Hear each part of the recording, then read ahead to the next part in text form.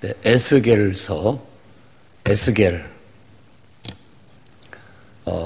에스 하면은 세운다는 그런 뜻입니다.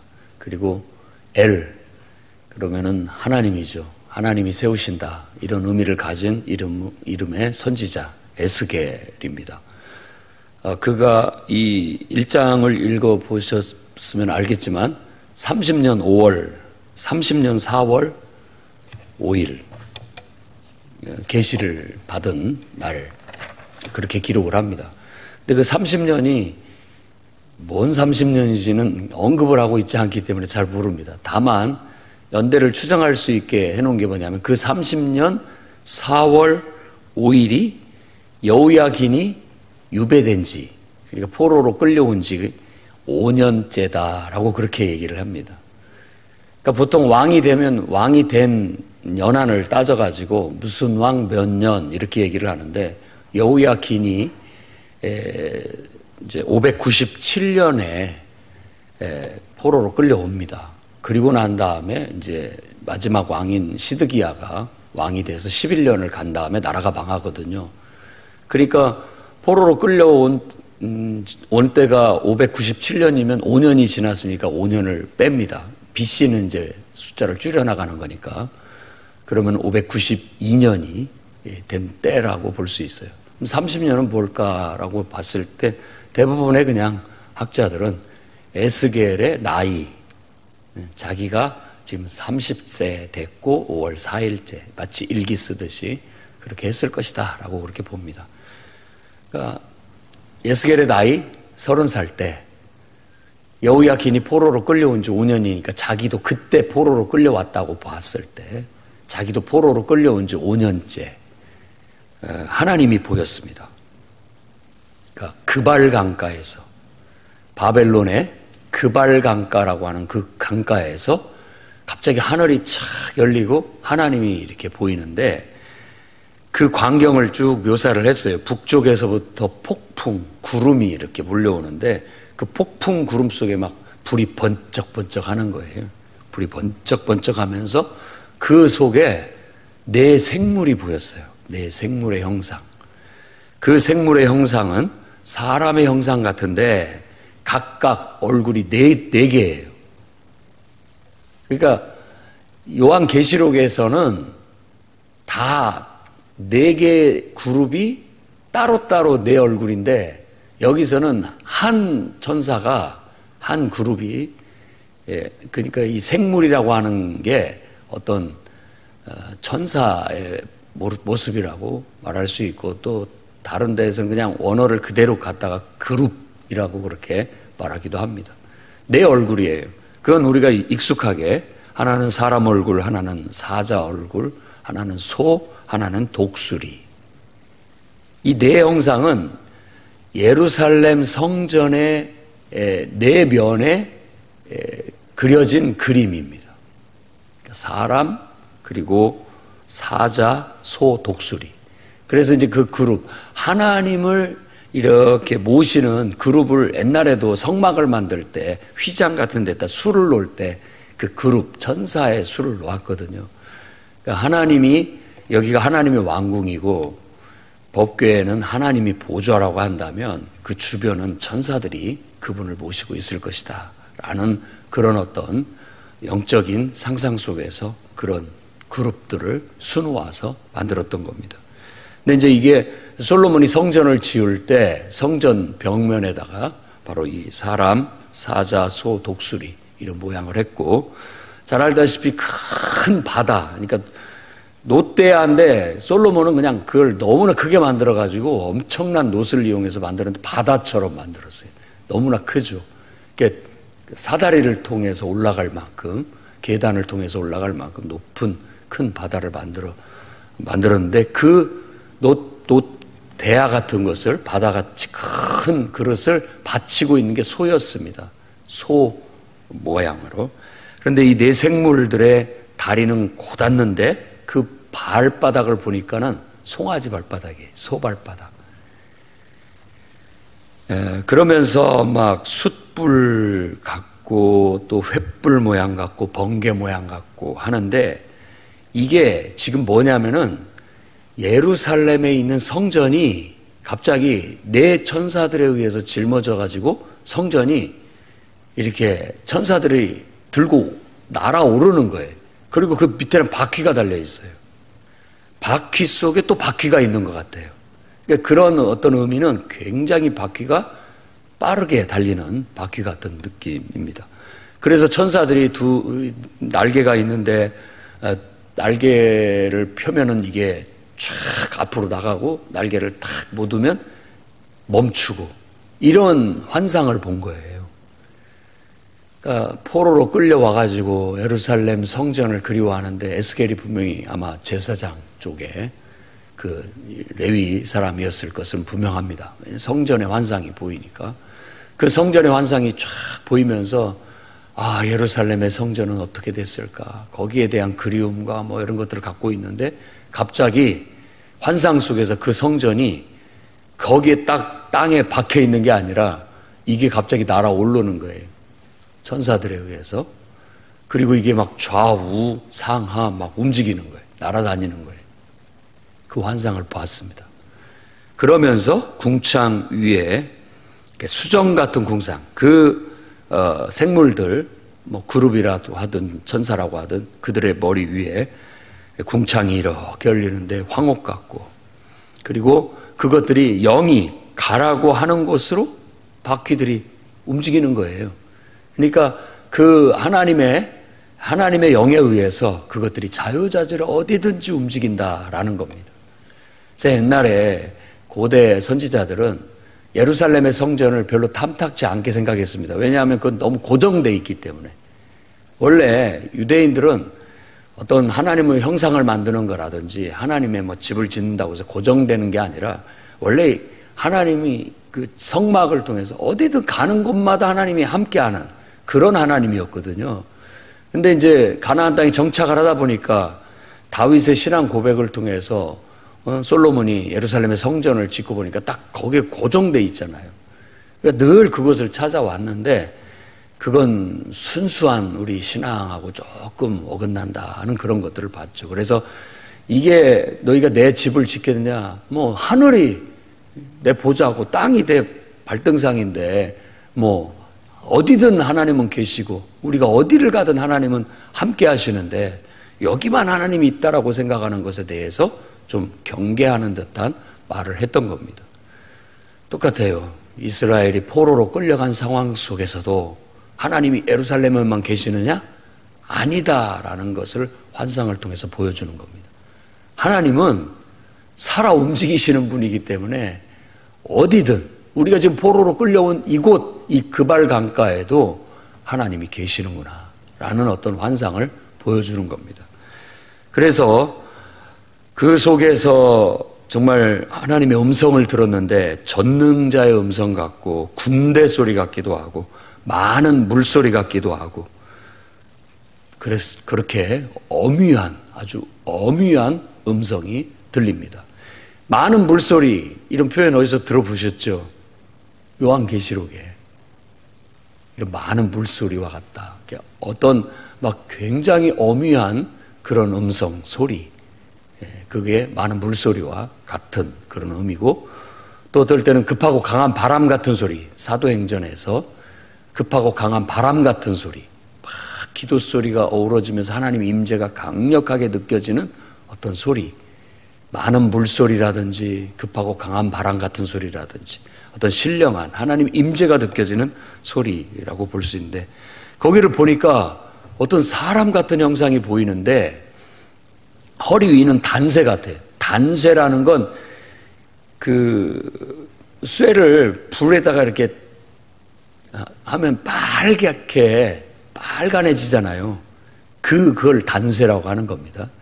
그러니까 대장장이들이 쇠를 이렇게 불에다가 달궈가지고 빨갈 때 두드려가지고 만드는데 그 빨간 그런 것을 단쇠라고 합니다. 위의 모습이 그와 같아요. 발 아래도 그 비슷한데 불 같아요. 막. 그러니까 굉장히 하나님의 형상을 본 거예요. 하나님의 형상 같은 형상을 본 거예요. 그래서 에스겔은 그 앞에 납작 엎드렸다라고 얘기하고 하나님의 음성을 들었다라고 1장에서 말을 합니다.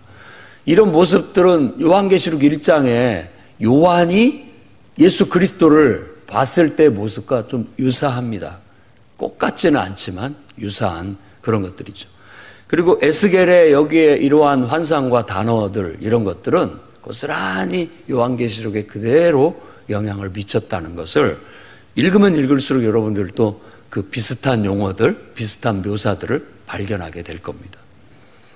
자, 이렇게 납작 엎드렸을 때 하나님께서 들려주신 음성이 이제 우리가 읽은 이 2장 말씀이고 3장까지 이어집니다.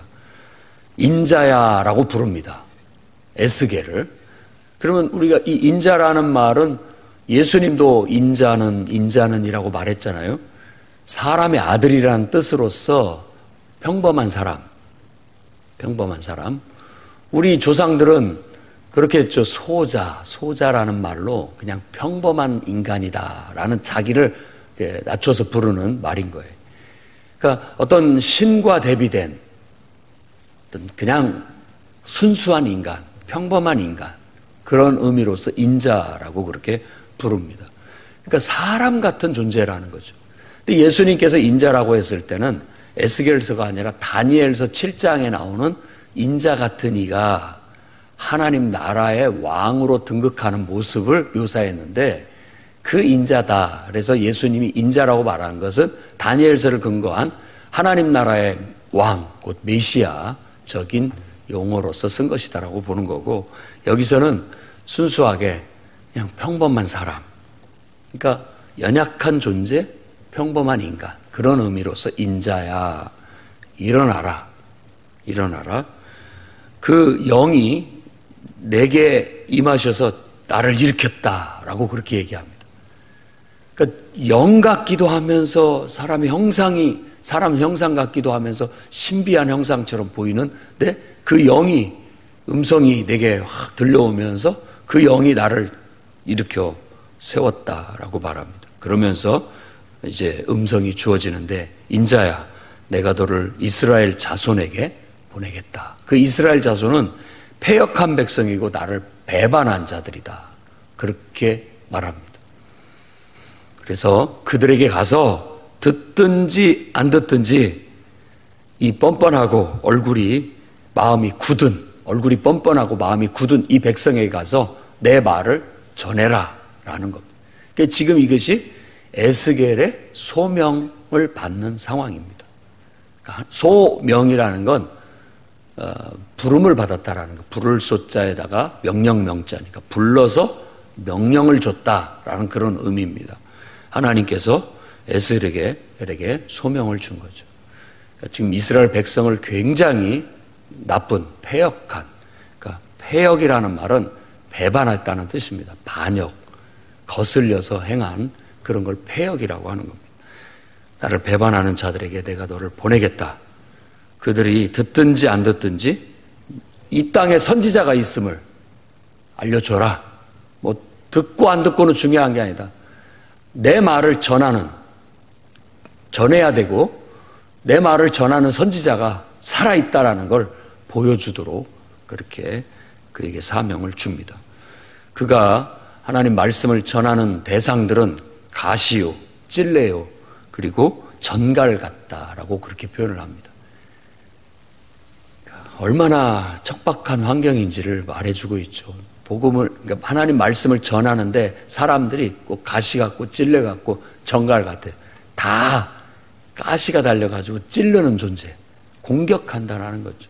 에레미야도 그랬었죠. 에레미야도 하나님 말씀을 전하는데 네가 입을 닫게 만들고 감옥에 가두고 말을 하지 못하게 만들었던 그래서 정말 미움받고 욕먹고 했던 것을 우리가 봤는데 에스겔도 지금 포로로 끌려간 지 5년이 되었는데 그때도 이스라엘 백성들은 가시 같고 찔레 같고 전갈 같아서 하나님 말씀을 제대로 듣지 못하고 또 거부하고 오히려 하나님 말씀을 전하는 자들을 향해서 공격하고 이런 일들이 있었다는 것을 이런 말씀을 통해서 알 수가 있습니다. 그들을 두려워하지 말고 그들이 너한테 뭐라고 말하든지 그걸로 인해서 두려워하지 마라. 무슨 말을 한다 할지라도 그냥 너는 전해라. 그렇게 얘기를 하는 거고, 그 다음에 그냥 하나님이 보낸 선지자라는 것, 이 땅에도 하나님의 선지자가 있다라는 걸 알려줘라. 그리고 보면 에레미야도 그렇게 얘기했습니다. 에레미야도 그 포로로 끌려간 그곳에 편지를 보내갖고 거기에도 선지자가 있다라는 언급이 한번 나오죠. 그 땅에도 선지자가 있다. 그냥 거짓 선지자도 있고 참 선지자도 있다라고 말했었죠. 그러니까 이 에스겔은 참 선지자로서 백성이 패역한 하나님을 거스리고 반역하고 정말 했던 그들이 결국 포로로 끌려간 그런 상황 속에서 포로로 끌려간 이스라엘 백성들을 향하여 하나님 말씀을 전하라고 사명을 줬다는 겁니다. 8절에서부터 10절까지 얘기는 내가 네게 주는 것을 받아 먹으라 라고 했는데 그게 뭐냐? 두루마리 책이에요. 이것도 계시록에 그대로 나오죠. 두루마리 책을 먹어버려라. 그럼으로써 요한은 입에는 달지만 뱃속에는 쓰더라 이렇게 얘기를 했는데 그 두루마리 책의 내용이 뭐냐? 애가 슬픈 노래요, 애곡, 애통하는 것이요, 재앙의 말이다. 다 부정적인 말들이에요. 긍정적인 말이 아니죠. 그러니까 바울도 디모데에게 얘기할 때 사람들이 귀가 가려워서 근질근질해가지고 자기 듣기 좋은 말만 찾아다닌다. 그러니까 그 말은 잘한다 칭찬해주고 좋은 말만, 긍정적인 말만 해주는 것을 좋아해서 그것만 들으려고 하고 조금 좀 나쁘게 얘기하거나 부정적으로 얘기하거나 마음 상하게 얘기하면 행 돌아져서 듣지 않은 거예요. 가시 같고 찔레 같고 정갈 같아요. 그러니까 패역한 어떤 시대의 상을 말해주는 거예요. 사람들이 가슴이 모질고 거칠어가지고 누구한테 그런 소리 들으려고 하지를 않습니다. 그저 좋은 달콤한 소리나 들으려고 하는 그런 어떤 영적으로 굉장히 피폐한, 황폐한 그런 상태를 말해주고 있는 것이죠. 그럼에도 불구하고 하나님은 그들을 향해서 선지자를 이렇게 세우시고 듣든지 안 듣든지 하나님 말씀은 전하라고 했다라는 것을 알 수 있습니다. 오늘날 우리들이 복음을 전하는 환경은 어떻습니까? 여러분들도 하나님 앞에 부름을 받았을 때 복음을 전하라. 땅끝까지 이르되 증인이 되라 라고 했을 때 여러분들이 복음을 전하는 사람이 가시 같고 찔레 같고 정갈 같더라도 여러분들은 하나님 말씀대로 복음을 전해야 될 줄로 믿습니다. 하나님이 나를 보냈고 하나님이 나를 통해서 너에게 이 복음을 전하라고 했다면 그 사람이 나를 향해서 가시같이 굴고 찔레같이 굴고 정갈같이 나한테 공격을 해와도 우리가 할 말은 한다. 나는 하나님이 보내서 너에게 복음을 전하라고 했기 때문에 나는 할 말을 한다라고 하는 담대함을 가져야 됩니다. 정말 얼굴이 뻔뻔하고 그야말로 마음이 굳어가지고 철커덕 다쳐가지고 전혀 받아들이지 않는 돌짝밭 같아도 그냥 길바닥 같아도 우리는 복음의 씨앗을 뿌려야 됩니다. 이 시대에 우리는 부름받은 일꾼이기 때문에 하나님의 복음을 전해야 될 사자들로 또 복음을 전해야 될 사명자들로 하나님이 우리를 불러주셨다는 걸 잊어서는 안 됩니다. 그건 목사님이고 전도사님들이고 그런 분들이죠가 아니라 모든 구원받은 성도라면 복음을 전해야 된다라고 그렇게 말하고 있는 겁니다. 그래서 우리가 이 에스겔서 2장에서 배워야 할 것들은 사람들이 듣든지 안 듣든지 우리는 복음을 전해야 되는구나. 그들이 가시같이 굴고 찔레같이 굴고 정갈같이 나에게 공격한다 할지라도 하나님께서 우리에게 감동을 주신다면 우리는 그들에게 하나님 말씀을 전해야 되겠구나. 이 세상에 그들이 회개하고 돌아오지 않는다 할지라도 하나님의 복음을 전하는 하나님의 일꾼들이 전령이 있다라는 것은 알려줘야 된다. 하나님의 말씀입니다. 그리고 그들이 듣든지 안 듣든지는 이제 하나님 소관인 거죠. 그들 소관이고 우리는 기도하면서 성령이 역사할 수 있도록 그렇게 나가야 될 줄로 믿습니다.